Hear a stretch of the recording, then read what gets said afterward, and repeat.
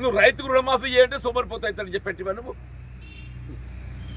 నువ్వు సంవత్సరానికి 2 కోట్ల ఉద్యోగాలు ఇస్తాడు మా యువకులకు.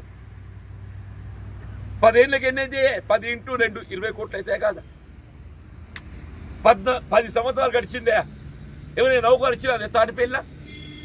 మరి నేను అడుగుతున్న బీజేపీకి ఎందుకు ఓటేయాలే? నువ్వు చెప్పు కారణం.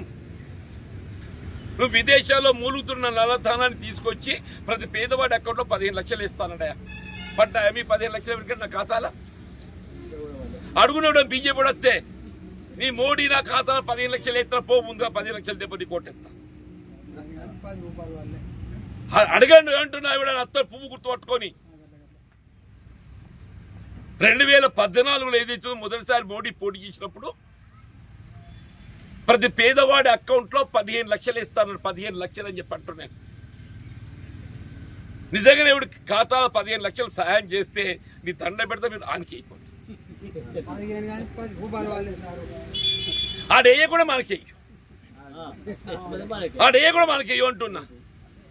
నేను ఇట్లే మాట్లాడమని ఎవడు చూపెట్టిండు. అవు జీవన తోట ఏమంటున్నా చెప్పి ఊరి యొక్క నేను అన్నది ఏంద్రా అని అంటే 15 లక్షలు ఏస్తే ఇవ్వాల నేను వేయు, వేయకుంటే మనకేయు చేయి గుర్తుకు. ఎవరికైనా చేయకుండా ఎవరికేయాలి? చేయి గుర్తుకేయాలి. మరి టీఆర్ఎస్లో ఏం చెప్పిండ్రు? ఏం చెక్క కాంగ్రెస్ అయితే మొత్తం పెన్షన్ రద్దు చేస్తుంది, కరెంటు పోతుంది చెప్పినా లేదే. మా ఆడబిడ్డలు అందరు కూడా ఏదైతుందో పిడత కాంగ్రెస్ వస్తే ఇక మా పెన్షన్ వస్తుందో రాదో ఆడు జీవనుడు ఉంటుండే పోతా పోనీ కానీ మేము మీద కార్కి కొట్టేస్తాం. ఎందుకు? పెన్షన్ ఆశ. అవునవ్వా? నువ్వు తల్లి అందరు నీ దగ్గర సత్యవంతులు ఉంటుందా? నువ్వు సత్యవంతురాలు. నేనేమంటారు? పెన్షన్ బంద్ అయినాయి, అత్తునే లేవే.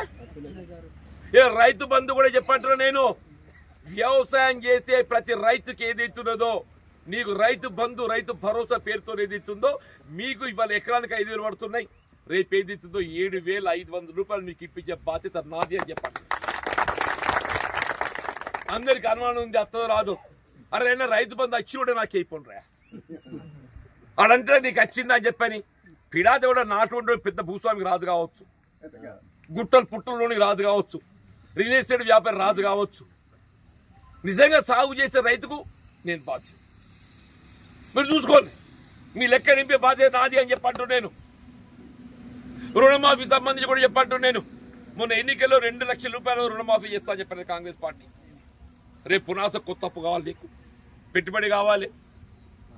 ఇలా మీరు చెల్లించాల్సిన ఒక రుణం ఏదైతుందో బ్యాంకు మీరు చెల్లించాల్సిన అవసరం లేకుండా మీ వైపు వెళ్ళి ప్రభుత్వే పూచీకత్తుగా ఉండి గ్యారంటీ తెలంగాణలో రైతాంగం చెల్లించవలసిన ఒక పంట రుణం ఏదైతుందో ఇలా రాష్ట్ర ప్రభుత్వం చెల్లించే విధంగా రేవంత్ రెడ్డి గ్యారెంటీ